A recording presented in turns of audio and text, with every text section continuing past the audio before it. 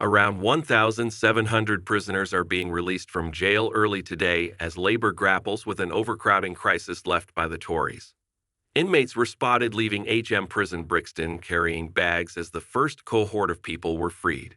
The scheme, which comes into effect on Tuesday, will see 5,500 people released early in September and October alone.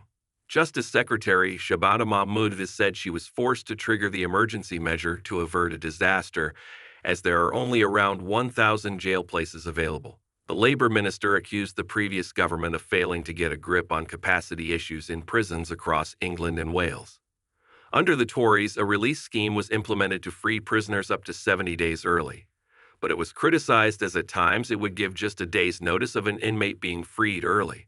Labor's scheme is intended to give probation services enough notice to prepare release plans for offenders to make sure they are properly monitored.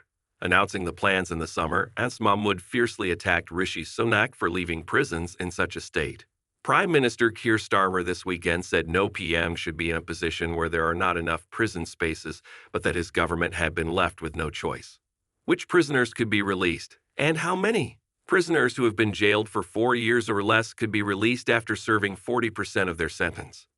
Mahmood was forced to announce the plan not even 2 weeks after being elected in July, as she said she had discovered the Tories had left jails on the point of collapse.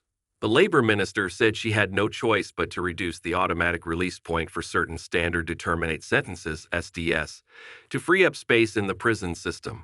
Previously, prisoners were released after serving 50% of certain SDS, but this has now been lowered to 40% under the temporary scheme. Around 5,500 prisoners will be released in the first few months of the scheme, including 1,700 on the first day the scheme kicks in on September 10. Burglars, shoplifters, and fraudsters who are serving short sentences are among those expected to be released early. The scheme will apply to prisoners in most prisons bar high security, Cat A1s, with varying amounts released from each. The plan will be reviewed in 18 months, which inmates are not included in the early release scheme. Prisoners who are serving sentences for serious violent offenses of 4 years or more, as well as sex offenses, will be automatically excluded from the early release scheme. Offenders who were jailed for domestic abuse crimes will also be excluded. This includes prisoners serving sentences for stalking offenses, controlling or coercive behaviors in an intimate or family relationship, non-fatal strangulation and suffocation, as well as breach of restraining order, non-molestation order, or domestic abuse protection order. Are there concerns with the scheme? While those convicted of domestic abuse offenses are exempt, some domestic abusers who were jailed over broader crimes such as assault or criminal damage will be eligible for early release. It has lead figures such as Nicole Jacobs, the Domestic Abuse Commissioner, to raise the alarm over victims' safety. Victims should be informed if their perpetrator is being released early, but Victims Commissioner Baroness Newloat has warned that this has not happened in every case. She said this has left some victims unaware of their offender's early release. When Mahmood first announced the scheme, the aunt of Zara Alina, who was murdered by a man who had been out of prison on license for 9 days, also raised concerns. Farah Naz warned that releasing inmates early could be a dangerous gamble with public safety if the probation service is unable to cope. If the system cannot deal with those people being released into the community, then those people are not going to be supervised adequately, she said at the time. What is being done to keep the community safe? Anyone released will be monitored on license by the probation service through measures which can include electronic tagging and curfews. They face being recalled to prison if they breach their license conditions. Probation staff have warned they are under intense pressure as it is, let alone with the increased demand of early release prisoners. Acknowledging these challenges, the government has also set out plans to recruit over 1,000 additional trainee probation officers by March 2025.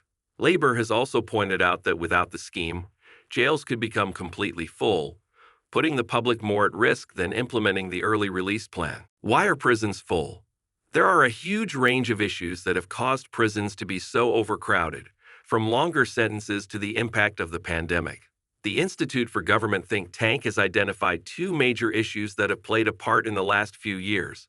They include people being held on remand, those waiting for their trial to be heard for longer due to the court's backlog, and the impact of the pandemic. Another issue is high recall rates for those who are released from prison due to a lack of support and problems within the probation service.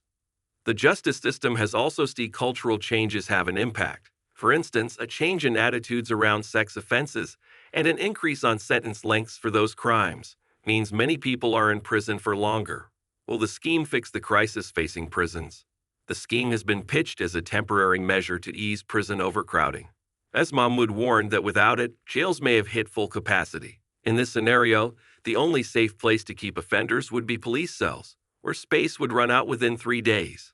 As a new government with a fresh slate, as Mahmood has signaled that this must be a moment for proper reform of the system. While she has committed to building more prison places, she has also vowed to focus on tackling reoffending and improving the rehabilitation of offenders. The appointment of James Timpson as prisons minister caught the eye of many in and around the prison world when Mr. Starmer organized his ministerial team after the election victory. Lord Timpson, who was chair of the Prison Reform Trust, has long voiced his support for the need to tackle the cycle of reoffending by giving ex-offenders more job opportunities. His family business Timpson is known for recruiting ex-offenders, helping to get them on a stable path back into society.